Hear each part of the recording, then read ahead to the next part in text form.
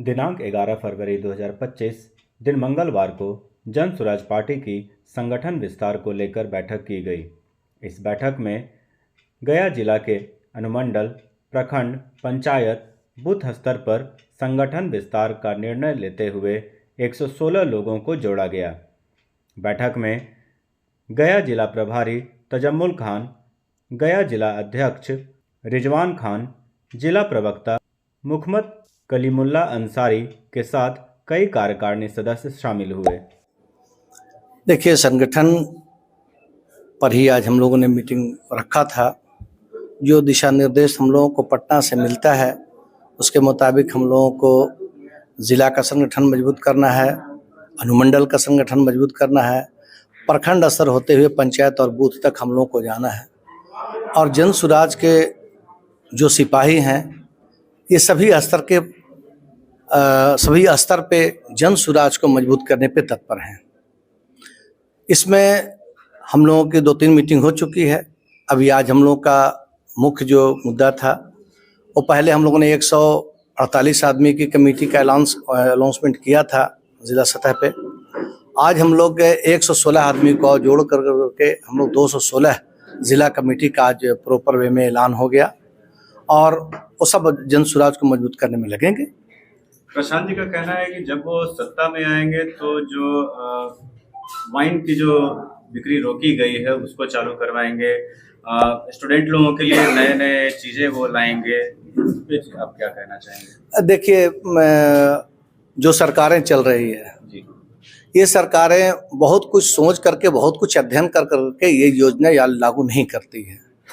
आपको बता दें कि 2016 5 जून से शराबबंदी लागू है। शराबबंदी से 50,000 करोड़ का नुकसान होता है। अगर इस चीज़ को आप गौर से सोचें कि नुकसान स्टेट गवर्नमेंट का 50,000 करोड़ का है, तो उस पैसे को अगर हम शिक्षा पे मजबूती से लगा दें, जो शिक्षा का जो अपना बजट होता है 17,000 करोड़ के आसपास का जो बजट होता है उनका, या आगे पीछे हो सकता है, तो इसको मिला करके हम बिहार की शिक्षा को बेहतर से बेहतर तरीके से बदल सकते हैं। ये तो कहना सही होगा क्या कि नीतीश जी का ये जो अहंकार जो है वो अहंकार बोलता है कि दारू नहीं चालू करेंगे, क्योंकि रेवेन्यू जो है कहीं बहुत मोटी रेवेन्यू जो है वो वहाँ से आती है? नहीं, देखिए, आपने माननीय मुख्यमंत्री नीतीश कुमार से रिलेटेड सवाल किया है। ये सभी मुद्दों पे, सभी पैटर्न पे, सभी मसले पे, सभी मामलात पे ये जिद तो बड़ा पकड़ते हैं। अगर उनके बारे में कहीं कोई किसी जिले का एमपी अगर कुछ बोल देता है तो सेकंड बार उसको वो नहीं एमपी बनने देते हैं। जैसे जहानाबाद से अरुण सिंह, भागलपुर से शहनवाज हुसैन वगैरह वगैरह, ऐसी बहुत सारी लिस्टें मिलेंगी। और मुझे बहुत कुछ पता है, चूँकि मैं 25 साल जदयू में रहा हूँ और स्टेट के मैं पदाधिकारी रहता था। वो पूरी तरीके से अहंकार से भरे हुए हैं। समय आने पर वो पॉलिटिकल आदमी है, पॉलिटिकल बहुत अच्छा बदला ले लेते हैं। लेकिन शराबबंदी में उन्होंने बिहार के जनता से खिलवाड़ किया है। शराबबंदी को कम करने का और भी तरीका हो सकता था। शराबबंदी का लिमिटेशन कर करके उन्हें लाइसेंस देना चाहिए था और प्रशासन को चुस्त दुरुस्त कर करके आम चौराहे पे जो शराबबंदी का नंगा नाच होता था शराब पी करके, उसको उस तरह से भी जो है रोका जा सकता था। और 50,000 करोड़ जो नुकसान है इसको दूसरे योजना में लगाया जा सकता था, तो शायद बिहार की तरक्की ज़्यादा होती। 25 में क्या रोल है आपकी? नहीं, 25 में तो पूरी तरीके से हम 243 पे चुनाव लड़ेंगे। आप पूर्ण विश्वास रखिए कि जन स्वराज की सरकार बनेगी। और आप पत्रकार हैं, आपको खूब पता है। आप किसी भी 100 आदमी से आप पता कर लीजिए कि अंदर की उसकी आवाज़ क्या है। अंदर की आवाज़, जब हम लोग गांधी मैदान में सत्याग्रह कर रहे थे, सत्य के लिए आग्रह बिहार सरकार से कर रहे थे स्टूडेंट प्रोटेस्ट में, तो उसमें मैं पकड़ा करके दनियावा जेल में 17 घंटा रहा था। तो वहाँ हमने इंस्पेक्टर से, थाना प्रभारी से, और भी पुलिस पदाधिकारियों से पूछा कि क्या आपके यहाँ के बच्चे बीपीएससी का एग्जाम नहीं देंगे? आप अपने बच्चों को नहीं पढ़ाते हैं? ये जो हो रहा है इससे आप सहमत हैं? मैं बता रहा हूँ कि सबने कहा कि धरना प्रदर्शन करना चाहिए। गलत काम के लिए प्रजातंत्र में यही रास्ता है आवाज उठाने का। सो स्टूडेंट के साथ रियल मानों में बहुत अन्याय हो रहा है। जो चाहती है बिहार सरकार आयोग के माध्यम से करती है। आयोग कहीं कुछ नहीं है, सब कुछ वहाँ जो है सो एक्स ऑफिसर चलाते हैं सरकार, कुछ 2-3 मंत्री हैं वो चलाते हैं सरकार। नीतीश कुमार पूरी तरीके से निष्क्रिय हैं, उनका ब्रेन अपनी जगह पे नहीं है। उनकी आप हरकतें देखेंगे तो आप कहेंगे कि हाँ वो नीतीश कुमार नहीं है जिस नीतीश कुमार के साथ हम लोगों ने 20, 22, 25 साल वक्त गुजारा। तो पूरी तरीके से आप 25 के लिए आश्वस्त रहिए कि जनता तैयार है जन सुराज को वोट देने के लिए, और हम लोगों को सिर्फ हम कार्यकर्ताओं को प्रशांत जी के जितनी भी कोशिशें हैं वो ये है कि हम लोग अंदर की आवाज़ लोगों के जुबान पर हम लोग ले आएंगे। अभी 8 महीना समय है, आप 3-4 महीने की जो प्रशांत किशोर जी की जो प्लानिंग है उसी से आपको समझ जाएगा कि बिहार को हम लोग पूरी तरीके से जीतने में सक्षम रहेंगे और लोगों को समझाने में सक्षम रहेंगे कि ये 35 साल की जो सरकार है, जो 15 साल राजद गठबंधन की सरकार रही, कांग्रेस की सरकार रही, जो सरकार जो है 20 साल से चल रही है, ये अब दोनों पूरी तरीके से जनता के नज़र में काफ़ी गिर गई है। इससे कहीं कोई अब जो है सो बिहार की जनता सेवा नुकसान के फायदे में नहीं है, अब जन सुराज को ही जनता पसंद करती है। उसके 13 तारीख को लेकर प्रगति यात्रा शुरू की जा रही है, गया में आ रहे हैं नीतीश जी, उसके बारे में क्या बोलना चाहेंगे? नहीं, वो तो बिहार में बहुत सारी यात्राएं की और जो उन्होंने यात्रा किया उसका फायदा मिला या नुकसान मिला, हम लोग उसके बारे में कुछ बहुत नहीं कहना चाहते हैं। बस इतने आपको शॉर्ट कहना चाहते हैं कि 2025 में अब जो है सो नीतीश कुमार की या नीतीश कुमार के गठबंधन की सरकार नहीं बनने वाली, मुख्यमंत्री नीतीश कुमार नहीं रहने वाले हैं, चूंकि वो अब उनका मानसिक संतुलन पूरी तरीके से खत्म हो चुका है। उनकी एक्टिविटी के छोटे छोटे क्लिप्स आप देखिए, आप ये क्लिप्स देखिए कि वो ये विजय कुमार चौधरी भाषण दे रहे हैं तो उनकी घड़ी वो ऐसे ऐसे कर रहे हैं, प्रधानमंत्री का जो है सो हाथ टो रहे हैं, प्रधानमंत्री के सिर गिर जा रहे हैं। विजय कुमार चौधरी भाषण दे रहे हैं तो उनके सर पे उनका ऐसे कंधे पे उनका सर लोड़ जा रहा है।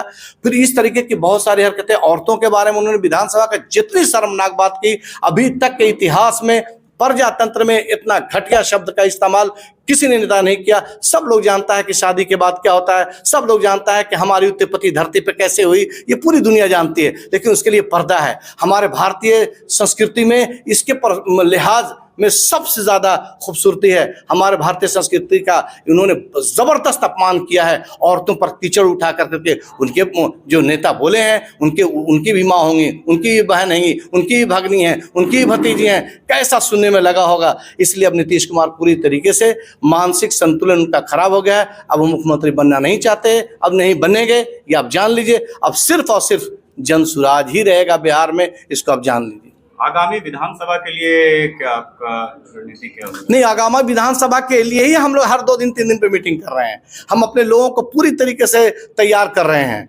जन सुराज प्रशांत किशोर जी डेली वहां पे सभाएं लगा रहे हैं, डेली ट्रेनिंग देने का काम कर रहे हैं कि हम लोगों को किस तरीके से लोगों के बीच जाना है, और जैसो विधानसभा को जीतने का जो भी फार्मूला है, जो उन्होंने पूरे हिंदुस्तान में इलेक्शन स्ट्रेटेजी का काम उनका, चुनाव प्रबंधन का जो काम करते थे, उसका पूरा अनुभव हम लोगों के साथ वो शेयर कर रहे हैं, और हम लोग 2025 में चुनाव जीतेंगे।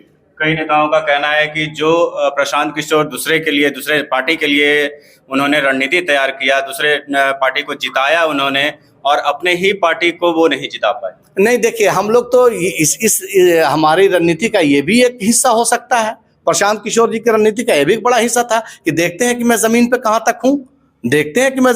तक हूँ, छोड़ दिया हम लोगों ने। तो हम लोगों ने 10% वोट लाया ना भाई। आपको मालूम है कि बीजेपी जैसी टीम 8% पहले वोट लाई थी, हम लोग उसके में कामयाब हैं। और जो गलती हम लोगों से हुई है उसको हम लोगों को सीखना था। एक मैदान में पहलवान उतरता है ना, तो उसका कोच और उस्ताद दूसरा होता है, लेकिन पहलवान उतर करके भी वो देखता है कि हम कहाँ तक हैं, हमको कैसे कुश्ती लड़नी चाहिए, उसको दूसरी बार में सुधार लेता है। तो हम लोग पूरी तरीके से सचेत हो गए हैं। हम लोग 2025 में पूरी सरकार बनाएंगे। रफीगंज से भी आप कुछ कहना चाहेंगे? रफीगंज के बारे में विधानसभा? देखिए, मैं बात तो ठीक है कि मैं औरंगाबाद जिला का रहने वाला हूं और रफीगंज विधानसभा से मैं बिलोंग करता हूं। रफीगंज विधानसभा की जो हालात है, मैं नहीं समझता हूं कि पूरे बिहार में और किसी की हालात होगी। आप अगर घूम करके देखें कि मैं डेली 10 गांव घूमता हूं, और कम से कम डेली रात में 5 जगह, 6 जगह, 8 जगह मैं किसी के यहाँ मरनी में जाता हूँ, किसी के यहाँ शादी में जाता हूँ, किसी के यहाँ छठियार में जाता हूँ, वगैरह वगैरह। तो और ये मेरा लंबा दिनों से ये चला रहा है, ये आज की बातें नहीं है। 99% आदमी इस सरकार से नाराज है, 99% आदमी हमारे यहाँ स्थानीय एमएलए से परेशान है। हमारे स्थानीय एमएलए का तो ये हाल है, मैं नाम तो आप सब लोग जानते हैं कि वो किसी गांव में उनको टिकने नहीं दिया जाता है। चूंकि अब बिहार के मैक्सिमम एमएलए का ये सोच है, मैक्सिमम एमएलए का सोच है कि परिक्रमा कर करके रुपया दे कर करके टिकट लीजिए और समीकरण के मुताबिक जीत करके जितना हो सकता है लूटिए, जनता जो है सो चूल्हे भाड़ में जाए, उससे कोई मतलब नहीं है। तो मैं तो आपको बैठे बैठे गिना दूंगा कि छोटा छोटा काम रफीन विधानसभा में अगर कर दिया जाए तो बहुत बड़ा बड़ा उपलब्धि है। जैसे कोयल नहर का मुद्दा 1970 से चला आ रहेगा, अगर उसको सिस्टमेटिक ढंग से अगर अपनी बातें सरकार तक पहुंचाई जाए तो उसको मानी जा सकती है। छोटे छोटे जैसे हमारे यहाँ पोगर पंचायत है, इटार पंचायत है, भिटनिया पंचायत है, बघौरा पंचायत है, चेव पंचायत है, लोहरा पंचायत है, इसमें रोड 90% रोड नहीं है। 90%। मैं अभी गया था एक जगह प्रोग्राम में, आप लोगों ने फेसबुक व्हाट्सएप देखा होगा, इटार पंचायत में एमएलए बैठे हुए थे। हमने उनको हाथ जोड़ कर कहा कि विधायक जी एक फंड आपको मिलेगा, हमको ये 3 किलोमीटर का रास्ता तय करने में 35 मिनट लगा है, कृपया आप जो है जनता का ध्यान दीजिए, आपको चुनाव लड़ना है। हमने राजद के एमएलए से बहुत रिक्वेस्ट किया और इस सब पे बड़ी लोगों ने ताली बजाया। 5000 का मजमा था। तो ये तो है, आप करना चाहेंगे तो मैं तो बहुत विधानसभा पे बोल दूंगा, क्योंकि वो मेरा विधानसभा, मैं घूमने वाला नेता हूँ। छोटा छोटा पैच है कि अगर काम कर दें तो 10-10 गांव को फायदा हो जाएगा, ये रफीन में नहीं होता है। इसलिए मैं पूरी तरीके से, अगर हम रफीन को चाहते हैं जल्द सूरज जिस किसी को भी टिकट दे, मैं वहां से जिता करके भेजूंगा। आप ये पूरी तरीके से ध्यान रखिए और विश्वास रखिए। मेरा नाम तजम्मुल खान है, मैं औरंगाबाद जिले का रहने वाला हूँ, रफीन विधानसभा का हूँ और गया जिला का मैं प्रभारी हूँ। और माननीय प्रशांत किशोर जी के कृपा से मैं स्टेट कोर कमेटी का मेंबर भी हूँ और वक्त पड़ता है तो मैं हमेशा सलाह में उनके शामिल रहता हूँ।